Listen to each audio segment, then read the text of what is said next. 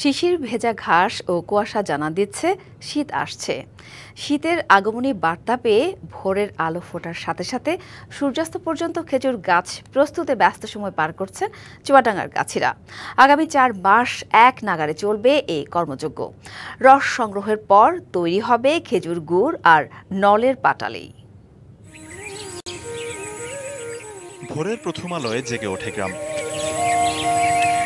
হেমন্তে হালকা কুয়াশার চাদরে ঢাকা মাঠে শিশিরের ঝলক। বেলা বাড়তেই ঘাসের ওপর রোদের ছোঁয়ায় চিকচিক করে হাজারো বিন্দু। স্কিন শুষ্ক রুক্ষ হয়ে যাবে বলে কি বাইরে যাবে না? জাস্ট 1 2 3 4 করো, স্কিনটাকে রিভাইভ করো। যেন প্রকৃতি নিজেই এঁকেছে আলোর অলংকার।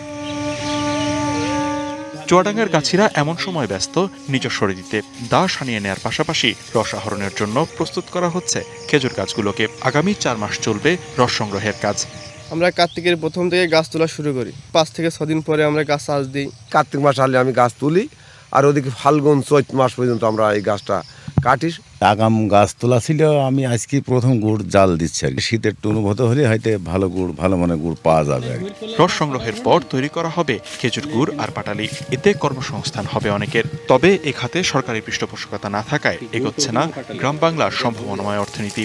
এত পরিশ্রম কাজ কোনো ছেলে পেলে আর গাছও উঠতে চায় না। আমরা যখন গাছ উঠাতে যাচ্ছি গাছে সেইভাবে পাওয়া যাচ্ছে না। খেজুরের রস সংক্রমণ মুক্ত রাখতে সংগ্রহের সময় নিয়মিত তদারকি করছে কৃষি বিভাগ।